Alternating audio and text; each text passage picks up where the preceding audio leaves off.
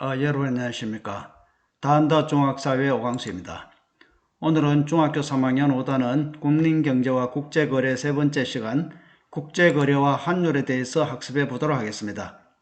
이 단원의 학습 목표는 국제거래의 필요성을 알고 국제거래에 사용되는 환율의 의미와 환율 결정의 원리를 설명할 수 있다입니다. 자, 그럼 국제거래를 공부하기 위해서 국민경제와 국제경제의 의미에 대해서 알아보겠습니다. 자, A국이라는 나라 안에는 가계기업 정부, 즉 경제활동의 이 주체들이 각각 생산, 소비, 분배 등 경제활동을 하겠죠. 이와 같이 A국 안에서 이루어지는 이 경제를 국민경제라고 합니다. 그리고 B국도 마찬가지로 가계기업 정부, 경제사업 주체들이 생산, 소비, 분배 활동을 하면서 경제활동을 하겠죠. 그래서 이걸 또 우리는 각각 국민경제를 하죠. 그래서 국민경제는 한 나라 안에서 이루어지는 경제 주체들의 경제활동을 우리는 국민경제라고 합니다. 그런데 이 국민경제끼리 서로 무역을 하겠죠. 그래서 각각 이 국민경제끼리 이 국제거래가 이루어지는데 이것을 우리는 국제경제라고 합니다. 그래서 다시 말해 국가 간에 이루어지는 경제활동을 국제경제라 하고, 이와 같이 생산물이나 생산 요소가 국가 간의 거래가 이루어지는 것을 우리는 국제거래라고 합니다. 그래서 여러분들은 국민경제, 국제경제, 그리고 국제거래에 대해서 정확한 의미를 알아둘 수 있도록 해야 되겠습니다. 자, 그런데 이와 같이 각 국가 간에 거래가 이루어지는 이유가 있겠죠.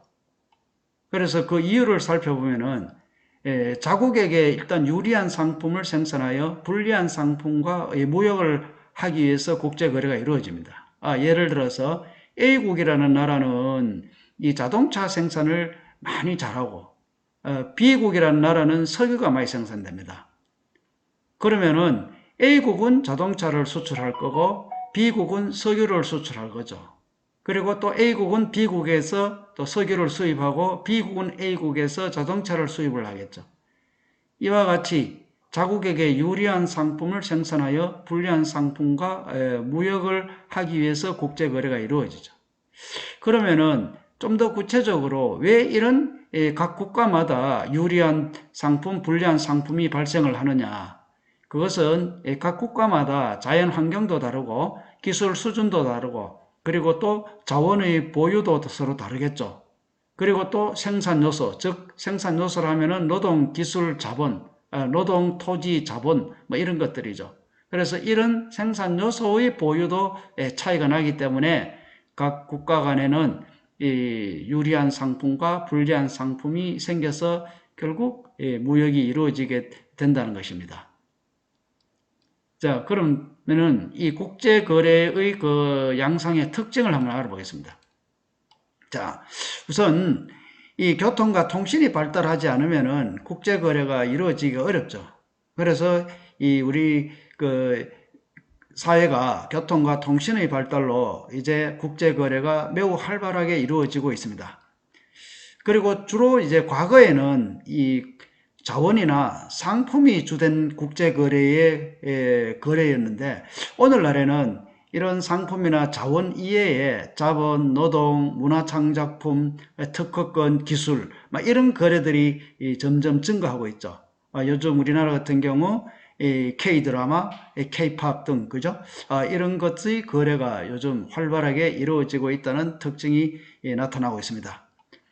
그리고 또 세계 무역기구 WTO를 결성해서 이제 무역을 하는 데 있어서 서로 자유롭게 서로 간에 무역을 할 수 있도록 이 자유무역의 그 확대가 이루어지고 있죠. 그래서 오늘날 세계화와 더불어서 국제거래의 규모도 커지고 그리고 또 거래되는 이 것들도 다양하게 이루어지고 있습니다. 자, 다음은 그 환율에 대해서 알아보겠습니다. 자, 먼저 그 환율이란 국제거래에서 두 나라 간 이루어지는 화폐의 교환 비율입니다. 자, 국제거래는 두 나라 간의 거래를 말하는데, 자, 우선 한국과 미국을 예를 들어 보겠습니다. 자, 한국과 미국이 국제거래를 하고 있죠. 활발하게 하고 있습니다. 그죠? 자, 그런데 사용되는 화폐 단위가 서로 다르죠. 자, 한국은 화폐 단위가 원입니다. 그죠? 그런데 미국은 화폐 단위가 달라져. 자, 그러면 여기에 햄버거가 있습니다.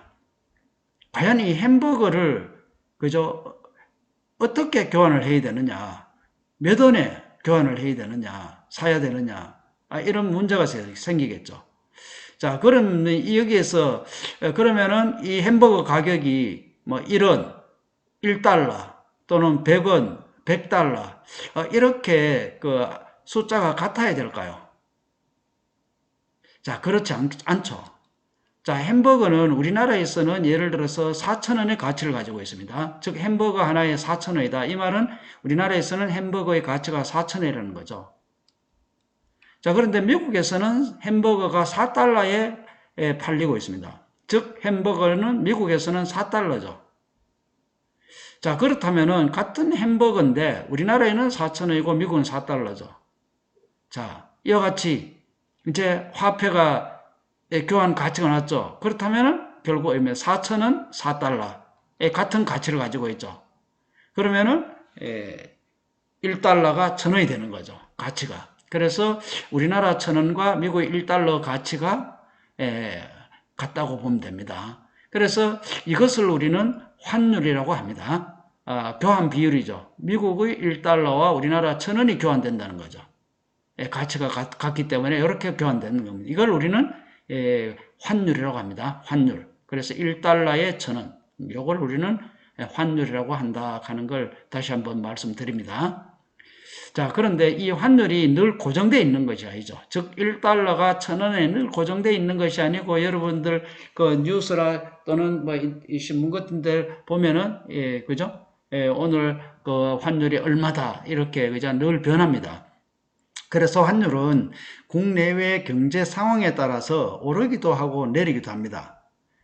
자, 여러분들 1달러에 1,000원이었는데 환율이 1달러에 1,000원이었는데 이게 1달러에 1,200원으로 이렇게 변했어요.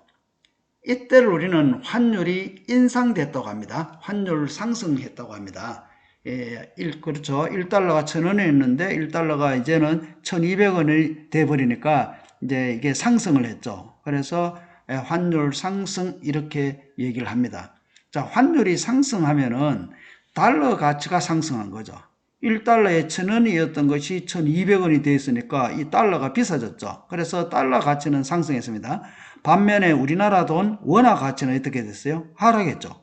원화 가치는 이제 하락했습니다. 이제 1달러에 1,000원만 있으면 됐는데 가치가 같았는데 이제 1달러의 가치가 이제 1,200원하고 가치가 같아져 버렸어요. 그러면은 달러의 가치는 상승을 했고 우리는 원화의 가치는 하락했다는 뜻입니다. 자, 이번에는 환율 하락에 대해서 알아보겠습니다. 자, 1달러에 1,000원이었는데 이제 1달러가 800원이 됐어요. 이런 경우를 우리는 환율이 하락됐다고 합니다. 환율이 하락됐다고 합니다. 자, 환율이 하락되면 어떻게 됩니까? 이번에는 달러 가치가 하락한 거죠. 달러 가치가 1달러에 1,000원이었던 것이 이제 1달러에 800원 밖에 안 돼요. 그러니까 이제 달러 가치가 하락했고 반면에 어떻게 됩니까? 우리 원화 가치는 상승한 거죠.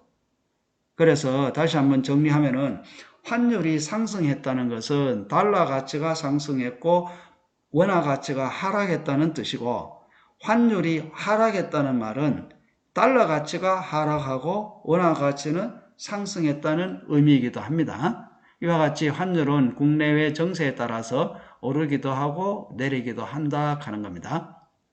자, 환율의 의미와 환율의 변동에 대해서 알아보았습니다. 다음은 환율의 결정과 변동에 대해서 알아보겠습니다. 자, 여러분 환율이 상승하고 하락할 수 있다 했죠.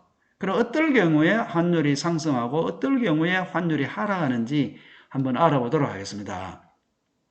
자, 환율은 상승했다는 말은 이거죠. 1달러가 1,000원이었는데 1달러가 이제 1,200원 된다는 거죠. 달러 가치가 상승했다는 거죠. 자, 이런 경우 첫째, 외화 수요 증가, 즉 달러 수요가 증가했다는 겁니다. 자, 달러가 필요한 사람이 많아진 거죠. 그래서 수요가 증가한다. 즉 살려는 사람, 필요한 사람이 많아지면은 그 물가는 상승하죠. 여기서는 이제 달러입니까? 이 달러가 상승하겠죠. 그래서 외화 수요가 증가하면은 이와 같이 환율이 상승하게 됩니다. 그러면은 어떨 경우에 외화 수요가 증가하죠? 어떤 경우에 외화 수요가 증가해서 환율이 상승할까요? 그렇죠. 자, 일단은 이것도 수요 곡선, 여러분 수요 공급 곡선 배웠죠? 수요 공급 곡선 생각하면 됩니다. 자, 지금 환율 시장이 1달러에 1,000원입니다. 1,000원인데 지금 외화 수요가 증가해요. 수요가 증가한다는 말은 수요 곡선이 그죠? 움직인다는 거죠. 오른쪽으로.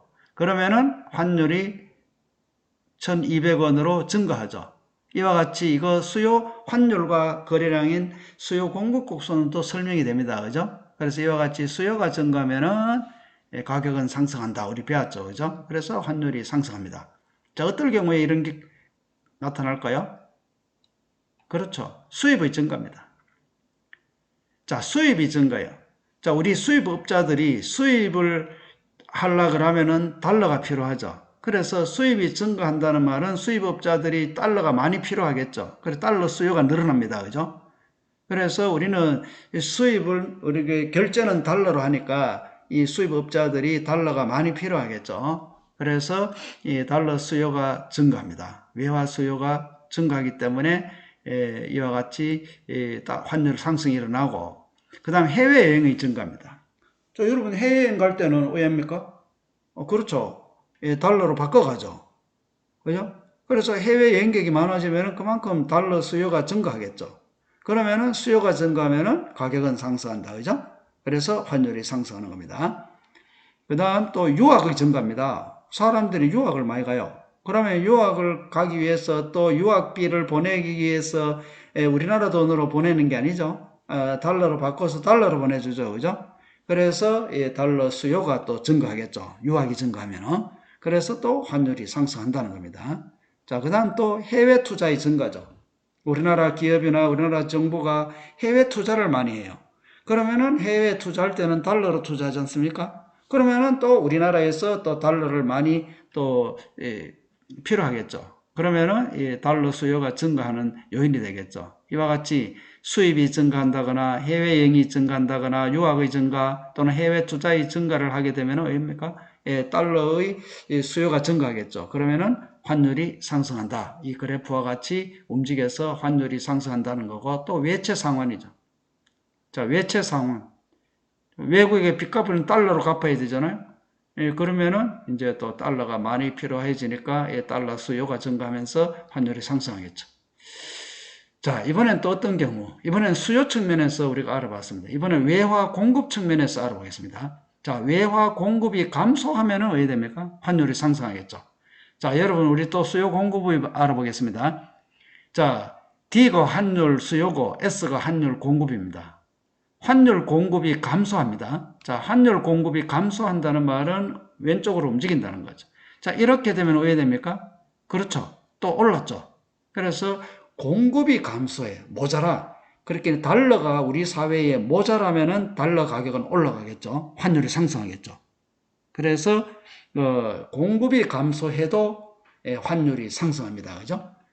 자, 그러면 어떤 경우 이런 공급이 감소가 이루어지느냐? 수출이 감소죠. 수출 감소. 자, 우리가 물건을 수출하면은 달러로 결제받아가 우리 달러를 받겠죠, 기업이. 그러면 달러가 우리나라로 들어오겠죠. 그런데 수출이 감소해요. 그러면은 우리나라로 달러가 들어오는 게 줄어들겠죠. 그리고 우리나라에 달러가 들어오는 것, 즉 달러 공급이 줄어들겠죠. 그죠? 그러면은 환율이 상승합니다. 그죠? 자, 그 다음에는 외국인의 국내 관광 감소입니다. 외국인들이 우리나라에 들어오죠. 오면은 달러로 가와가지고 우리나라에서 우리나라 돈으로 환전해가지고 하는 건데, 외국인 관광이 감소해요. 그럼 우리나라로 외국인들이 달러를 가지고 우리나라 들어오는 게 줄어들겠죠. 즉 공급이 줄어든다는 겁니다. 그죠? 그러면 또 환율이 상승한다는 겁니다. 그리고 또 외국인 국내 투자 감소죠. 그죠? 외국인들이 우리나라에 막 투자를 많이 해야 우리나라에 달러가 막 들어오는데 외국인들이 국내 투자를 안 해요. 그러면은 우리나라에 달러 공급이 감소하겠죠. 그러면 우리나라에는 달러 부족 현상이 나타나서 달러가 가치가 올라가겠죠. 즉 환율 상승이 된다는 겁니다. 자, 그 다음에는 환율이 하락하는 요인을 알아보겠습니다. 자, 환율이 하락하는 요인은, 자, 환율이 1달러에 1,000원이었는데 1달러 800원이 됐어요. 자, 이것도 수요 공급 측면에서 알아보겠습니다. 자, 수요가 감소하면은 왜 돼요? 가격은 하락하겠죠. 그렇게 살려는 사람, 즉 필요한 사람이 줄어들어요. 그러면 달러 가격이 그 달러를 필요한 사람이 줄어드니까 수요가 감소하면은 가격이 내려가겠죠. 자, 수요가 감소한다는 말은 수요 곡선이 그죠? 왼쪽으로 이동한다. 그러면 새로운 균형점이 생겨서 이제 가격이 하락합니다. 그죠? 이와 같이 환율이 하락한다는 거예요. 자, 어떤 경우에 외화 수요가 감소하는 현상이 나타날까요? 자, 외화 수요가 감소한다. 외화 필요한 사람이 줄어든다. 수입이 감소죠. 수입이 감소해요. 그죠? 수입을 안 해요. 그러면은 수입업자들이 외화가 필요 없죠. 그래서 외화 수요가 줄어들죠. 그러면서 그 외화 가치가 줄어듭니다. 자, 그 다음에는 해외여행 감소입니다. 해외여행을 안 가요. 그러면은 사람들이 달러 외화가 필요 없죠. 그러기 때문에 외화 수요자가 감소합니다. 그죠? 예, 그러면은 또 환율이 하락하겠죠. 자, 그 다음에 유학의 감소 마찬가지입니다. 그죠? 유학 안 가요. 안 가면서 이제 사람들이 자기 뭐 유학생에게 뭐 부모가 자식의 유학생 돈 보낸다고 달러 막 필요 없죠, 이제. 달러 이제 필요 없습니다. 그죠? 그러니까 달러 수요가 감소하겠죠. 그러면서 또 환율이 하락합니다. 그죠? 이번엔 또 해외 투자 감소 마찬가지입니다. 해외 투자 감소 안 해요. 그래 기업에서 해외 투자 감소 안 합니다. 그러면은 어떻게 됩니까? 달러가 이제 뭐 필요 없죠. 그래서 달러 수요 감소합니다. 그리고 이제 외화 공급 측면에서 알아보겠습니다. 자, 공급이 증가하면은 환율이 하락하죠. 자, 이것도 수요 공급 곡선으로 보면 되겠습니다. 자, 공급이 증가해요. 공급이 증가했다는 공급 곡선이 우측으로 움직였다는 거죠. 그러면은 새로운 균형점이 생겨서 가격이 내려가죠. 그래서 외화 공급이 증가하면은 공급이 증가한다, 많아진다. 외화가 많아지면은 가치는 떨어지죠. 뭐든지 많으면은 가치가 떨어집니다. 그래서 외화 공급이 증가해서 외화가 넘쳐나니까 이제 달러 가치가 줄어드는 거죠. 그죠? 하락한다는 겁니다. 자, 어떨 경우에 수출이 증가해요. 막 수출이 엄청 잘 돼요. 그러면은 막 달러가 막 우리나라 들어오겠죠. 그럼 우리나라 달러가 막 들어오면 달러가 너무 많아져서 공급이 증가돼서 가치가 떨어집니다. 자, 그 다음에 외국인 국내 투자 증가입니다. 외국인들이 막 우리나라에 막 투자를 많이 해요. 우리나라에 투자하면 돈 번다 해가지고 막 투자를 많이 합니다. 그러면은 우리나라에 또 달러가 넘쳐나겠죠. 공급이 증가되겠죠. 그러면은 뭐든지 많으면은 하락하죠. 그죠? 달러 가치, 즉 환율이 하락한다는 겁니다. 자, 그 다음에 외국인의 국내 관광 증가. 외국인들이 뭐 엄청나게 우리 국내 관광 와가지고 달러를 막 써요. 그럼 우리나라에 달러가 많아지겠죠. 그러면 공급이 증가되죠. 그러면은 또 역시 환율 하락. 자, 그 다음에 외채 도입입니다. 자, 우리나라가 달러를 막 도입해요. 엄청나게 외채를 도입해가지고 우리나라 막 국내 풀어요. 그러면은 우리나라 또 달러가 많아지겠죠. 그래서 또 달러 가치, 즉 환율이 하락한다는 겁니다. 그죠? 자, 이와 같이 환율은 수시로 변동합니다. 변동하는데 환율이 상승하는 요인과 하락하는 요인. 자, 환율이 상승하는 요인에는 수요가 증가하면은 가격이 상승하죠. 상승하고 또 오히려 공급이 감소하면은 또 하락합니다. 그죠? 그래서 수요 공급 측면에서 이해를 하면은 여러분들이 좀 더 학습하기 좋을 겁니다. 이해하기 좋을 겁니다. 자, 그리고 환율이 하락하는 요인은 수요가 감소하거나 공급이 증가하면은 그죠? 수요 공급 곡선에 의해서 환율이 하락하겠죠. 자, 이 단원도 조금 이해하기 어려운 사람이 있을 겁니다. 여러분 잘 이해를 공부를 해서 이해해 두시기 바랍니다. 조금 어려운 내용입니다. 자, 다음은 환율 변동의 영향입니다. 자, 이제 환율이 상승해요. 환율이 상승한다는 말은 그죠? 이제 1달러가 1,000원이었는데 1달러가 1,200원 된다는 말이죠. 자, 환율이 막 상승해요. 환율이 상승하면은 해외여행이 증가할까요? 감소할까요? 해외여행이 증가할까요? 감소할까요? 그렇죠. 감소합니다. 환율이 상승하면은 해외여행이 감소해요. 자, 왜 그런지 한번 살펴보겠습니다. 자, 내가 지금 해외여행 가려고 계획을 세우고 있어요. 계획을 세워 있는데 총 경비를 한 5천 달러로 생각해요. 5천 달러를 경비로 생각하고 있습니다. 자, 현재 환율이 1달러에 1,000원입니다. 그러면은 내가 우리나라 돈으로 얼마 있으면 해외여행 가요? 그렇죠. 우리나라 돈으로 500만 원이 필요하죠. 그래 500만 원 있으면 해외여행을 가려고 계획을 하고 있습니다. 그런데 환율이 올라 버렸어요. 환율이 올랐다는 것은 1달러에 이제 1,200원 예를 들어 된 거죠. 자, 환율이 올랐습니다. 그러면은 이제 내가 돈이 얼마 있어야 돼요? 자, 여행 경비가 5,000불입니다. 근데 이제 환율이 1,200원으로 올라 버렸어요. 왜 돼요? 600만 원이 필요하죠. 그래 이제는 환율이 오르면은 그죠? 여행 경비가 더 비싸집니다. 그러면은 여행 경비가 비싸지면은 어떻게 됩니까? 여행을 계획을 했던 걸 취소하는 사람이 생기겠죠. 그래서 해외 여행은 감소한다. 이렇게 우리가 얘기할 수 있는 겁니다. 그래서 여행 경비 증가로 해외여행을 취소하는 사람이 생긴다. 그래서 감소한다. 이 말입니다. 자, 다음에는 수입은 어떻게 될까요? 자, 수입은 환율이 막 상승해요. 그러면 수입은 증가할까요? 감소할까요? 그렇죠. 수입도 감소하죠. 자, 이것도 한번 예를 들어 보겠습니다. 자, 지금 내가 어떤 제품을 수입하려고 하는데 역시 총 수입액이 5,000불어치 내가 수입을 해가 시장에 팔라 해요. 자, 이제 이 5,000불어치 물건을 수입하기 위해서 환율이 1대 1,000원일 때, 1달러에 1,000원일 때는 얼마 필요해요? 그렇죠. 5,000불어치 물건을 수입하기 위해서 500만 원이 필요하죠. 그런데 막 계획을 잡고 있는데 환율이 올라 버렸어요. 1달러에 1,200원이 돼 버렸어요. 그러면 이제는 5,000불어치 어떤 물건을 수입하기 위해서는 이제 내가 돈이 얼마 필요해요? 그렇죠. 600만 원 필요하죠. 그러면은 왜 돼요? 뭐 이렇게 그냥 600만 원 주고 수입하는 사람도 있겠지만은 예산이 500만 원밖에 없어요. 그러면 어떻게 됩니까? 수입을 줄이겠죠. 그죠? 500만 원치 하려고 하면 수입을 좀 줄여야 되잖아요. 그죠? 그래서 이제 수입 비용의 증가로 이제 수입을 조금씩 줄인다는 겁니다. 그래서 수입이 감소한다는 거죠. 자, 또 한번 알아볼까요? 이번엔 외국인 관광객은, 자, 우리 국내에 오는 외국인 관광객은 환율이 상승하면은 늘어날까요? 줄어들까요? 늘어날까요? 줄어들까요? 바로 늘어납니다.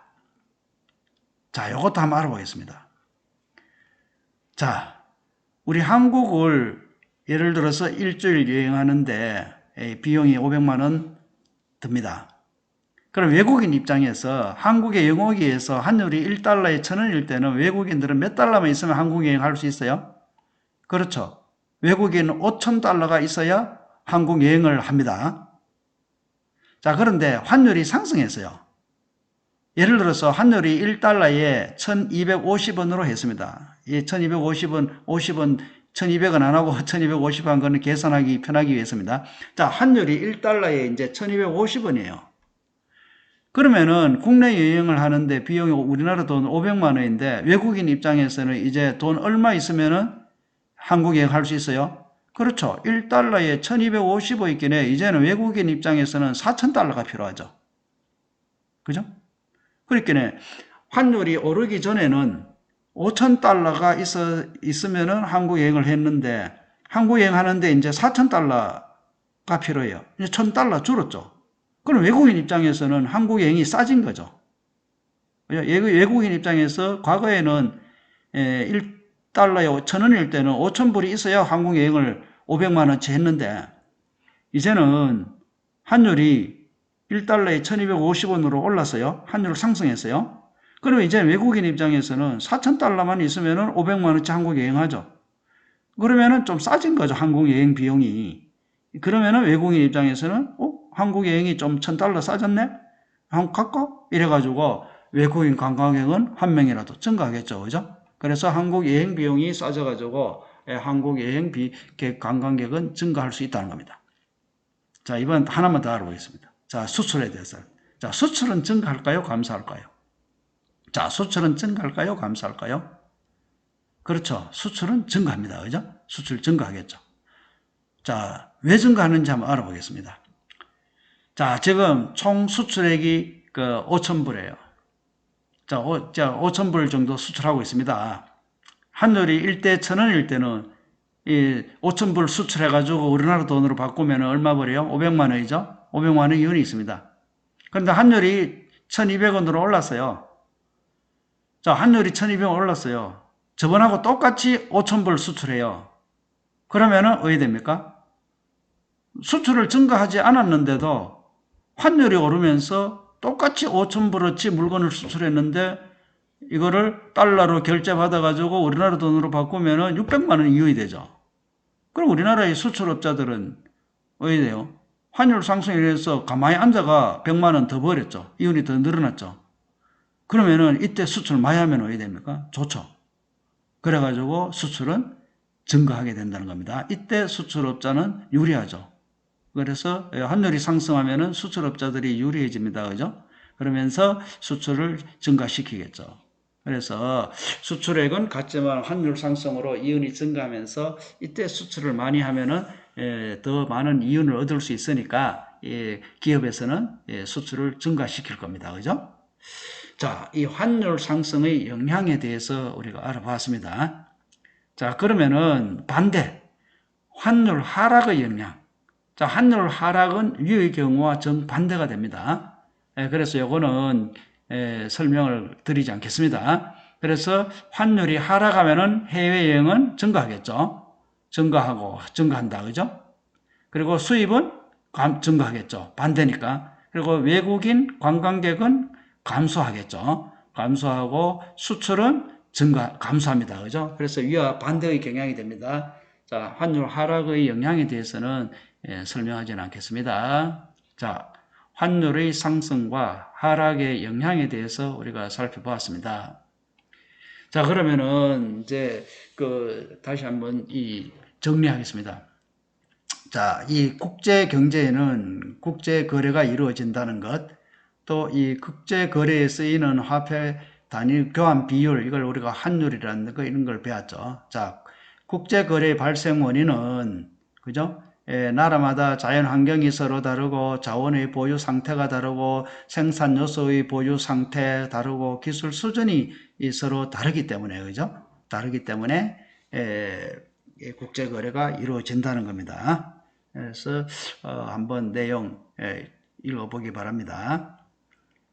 자, 국제거래 양상입니다. 자, 국제거래가 매우 활발하게 이루어지는데 그 이유는 교통과 통신의 발달로 인한 세계화로 인해서 국제거래가 매우 활발하게 이루어지고 있다.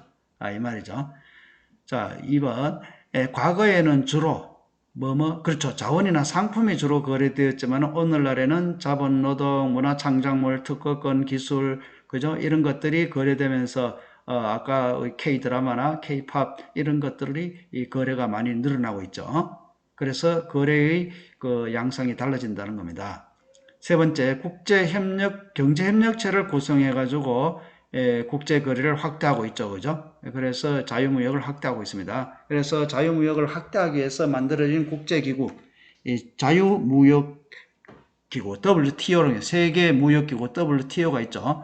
그리고 각 국가 간의 자유무역 협정을 우리는 FTA라고 합니다. 자, 여러분 FTA 많이 들어봤죠? FTA는 WTO 체제에서 각 국가 간의 자유무역 협정을 우리는 FTA라고 합니다. 그래서 우리나라는 칠레와 FTA를 가장 먼저 체결했습니다.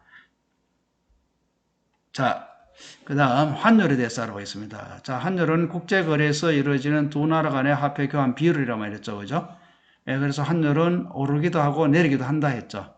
그래서 환율은 1달러에 1,200원이 교환되다가 1달러에 1,300원으로 교환되면 이때는 경우는 환율이 올랐다. 즉 상승되었다고 하고 그 반대의 경우를 환율이 하락했다고 합니다. 자, 환율 상승의 의미입니다. 환율이 상승했다는 말은 달러의 가치는 올라가고 원화의 가치는 내려감을 의미하죠. 자, 이번에는 환율의 결정과 변동. 자, 환율이 변동이 오르기도 하고 내리기도 한다 했죠. 그래서 환율 상승의 요인, 수요 측면과 공급 측면으로 살펴봅니다. 그죠? 그래서 환율이 상승한다는 것은 수요가 증가했다는 것을 의미하죠. 그리고 또 외화 공급이 감소하면은 그래프에서 환율이 상승한 거죠. 그래서 외화 수요가 증가하거나 외화 공급이 감소하면은 환율은 상승한다 했습니다. 그죠? 그래서 외화 수요가 증가하는 경우는 수입이 증가되거나 해외여행 유학생이 증가하거나 해외 투자가 증가하거나 또는 외채 상환할 때는 수요가 증가해가지고 환율이 상승된다 했죠. 그 다음에는 수출이 감소, 외국인 국내 여행 감소, 외국인의 국내 투자 감소 이렇게 되면은 외화 공급이 감소해가지고 외화가 부족해서 외화의 가치는 상승하겠죠. 즉 환율이 상승한다는 겁니다. 자, 그 다음에는 환율이 하락하는 경우. 하락하는 경우는 외화 수요가 감소하거나 외화 공급이 증가하면 감소하겠죠. 환율이 하락합니다. 자, 외화 수요가 감소하는 경우는 수입이 감소한다든지 해외여행, 유학이 감소한다든지 또 해외 투자가 감소하면은 외화 수요가 감소하죠. 그래서 수요가 감소하면은 그래프에 보는 것 같이 환율이 가치가 하락하겠죠. 살려는 사람이 줄어드니까 그 가치는 하락하겠죠. 그래서 환율은 내려간다. 그 다음에는 공급이 증가하면은 또 환율이 하락하겠죠. 자, 공급이 증가, 수출이 증가하거나 국내 외국인 국내 관광이 증가하거나 외국인의 국내 투자가 증가하거나 또는 외채를 우리가 들여오거나 이렇게 되면 우리나라에 달러가 많아지죠. 그래서 달러 공급이 증가해서 달러가 많아지니까 많으면 가치가 하락하죠. 그래서 달러 가치, 즉 환율 가치는 하락한다. 환율은 하락한다. 이렇게 보면 됩니다. 자, 다음 마지막으로 환율 변동의 영향입니다. 자, 환율이 상승해요. 자, 환율이 상승한다. 1달러가 1,000원이었는데 1달러가 뭐 1,200원, 1,300원 돼요. 그럼 해외여행은 왜 돼요? 그렇죠. 감소한다 했죠. 수입, 그렇죠. 이제 돈 더 많이 필요하니까 감소하죠. 국내 물가는 상승합니다. 그죠? 국내 물가는 상승을 하고 또 외국인 관광객 증가하죠. 그죠? 우리나라 국내 여행 오기 이제 우리나라 그 여행이 싸졌죠.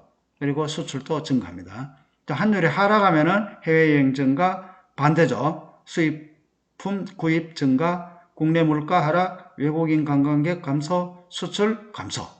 이와 같이 환율 변동의 영향도 알아봤습니다. 자, 국제거래와 환율에 대해서 모두 설명을 마치겠습니다. 자, 다음 몇 가지 문제로 한번 정리해 보겠습니다. 자, 생산물이나 생산 요소가 국경을 넘어서 거래되는 것을 무엇이라 합니까? 그렇죠. 국제거래라고 합니다. 자, 국제거래에서 두 나라 간의 화폐 교환 비율을 무엇이라고 하는가? 그렇죠. 환율이라고 했죠. 자, 환율이 오르면 원화 가치는 오른다. 아니죠. 환율이 오르면은 달러 가치가 오르고 원화 가치는 내려갑니다. 그죠? 네, 틀렸습니다.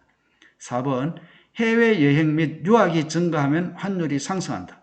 자, 해외여행 유학이 증가하면은 환율, 달러가 필요하겠죠. 달러 수요가 증가하죠.